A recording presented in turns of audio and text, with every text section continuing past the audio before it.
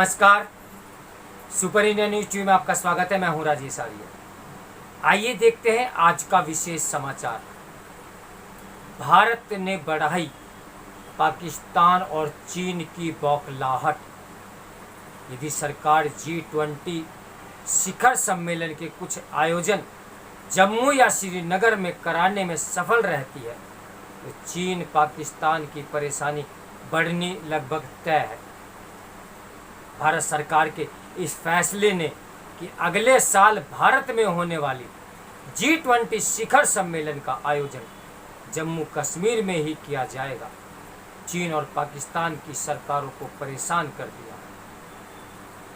दोनों सरकारों के विदेश मंत्रालयों ने भारत सरकार के इस फैसले का इस आधार पर कड़ा विरोध किया है कि जम्मू कश्मीर एक विवादित क्षेत्र है, इसलिए भारत को वहां इस तरह का अंतर्राष्ट्रीय आयोजन करने का अधिकार नहीं है।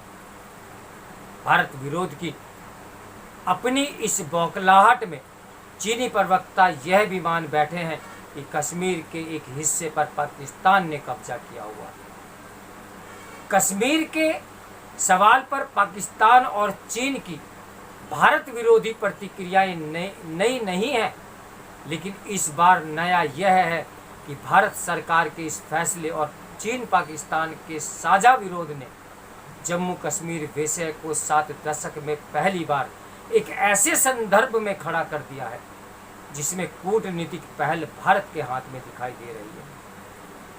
भारत सरकार रक्षात्मक होने के बजाय आक्रामक मुद्रा में है।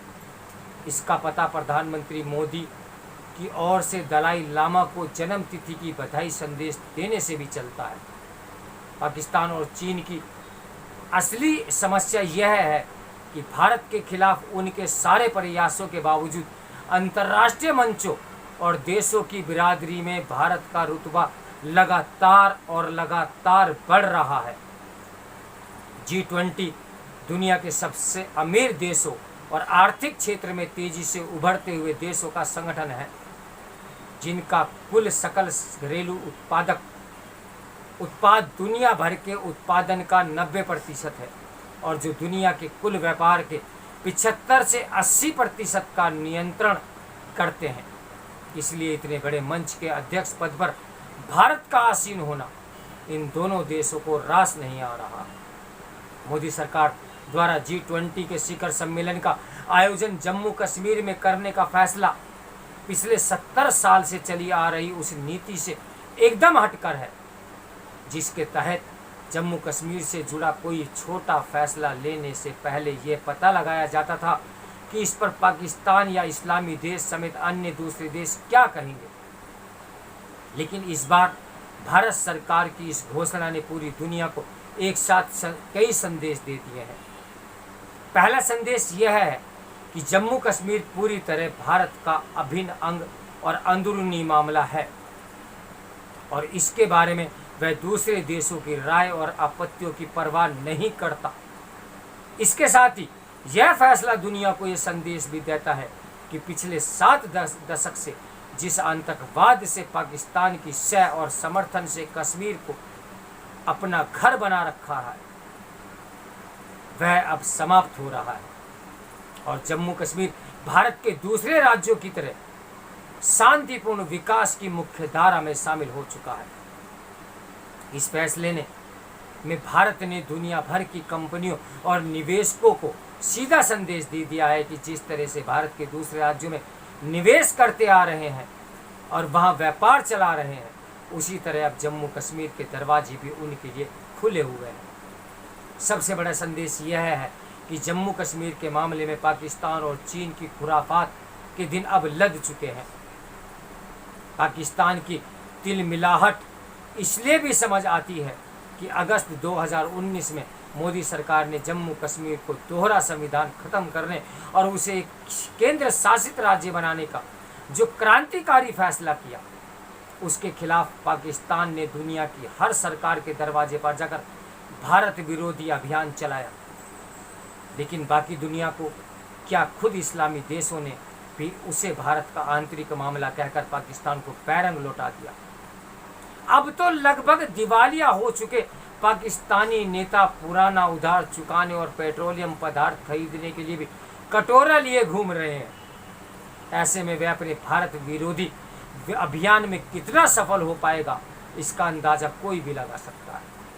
वैसे भी जम्मू कश्मीर में उसके भेजे आतंकियों के सफाए और वहां की जनता के बीच आधार खो चुके उसके पालतू कश्मीरी नेताओं एवं हुर्रियत कॉन्फ्रेंस जैसे अलगाववादी संगठनों का प्रभाव खत्म होने के बाद पाकिस्तान के पास कश्मीर में कोई लीवर नहीं बचा है।